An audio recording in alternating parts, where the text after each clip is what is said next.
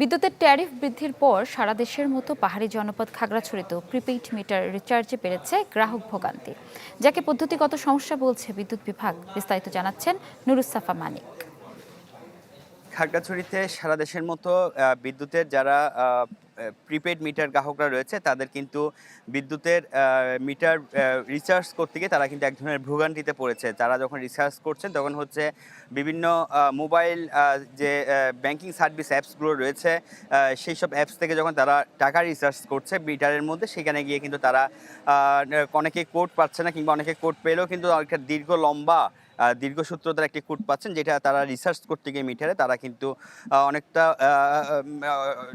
হয়রানি কিংবা হচ্ছে অনেকটা সময় সাপেক্ষ হচ্ছে ভুল করছেন। এর কারণে কিন্তু জিনিসটা অনেক জটিল হয়ে যাচ্ছে, এবং যারা বুঝেন না কিংবা হচ্ছে যারা ডিজিটাল বিষয়ে জানেন না, তারা এই ধরনের শতাধিক সংখ্যা ইনপুট দিতে গিয়ে মিটারের মধ্যে তারা কিন্তু এক ধরনের মিটার লক হওয়া কিংবা হচ্ছে বারবার সময়ক্ষেপণের মতো বিষয় নিয়ে তারা কিন্তু একটি ভোগান্তিতে পড়েছে। এবং তারা বলছেন যে হঠাৎ করে এরকম লম্বা সংখ্যার একটি সংখ্যা আসার কারণে তারা কিন্তু এক ধরনের এই যে মিটার রিচার্জ করতে গিয়ে তারা কিন্তু কষ্টে পড়ছেন, কিংবা হচ্ছে মিটারে টাকার রিচার্জ না হওয়ার কারণে কিন্তু বিদ্যুতের লাইন থাকছে না। এর কারণে কিন্তু গৃহস্থলী থেকে শুরু করে বাণিজ্যিক কার্যক্রম সব কিছু ব্যাহত হচ্ছে।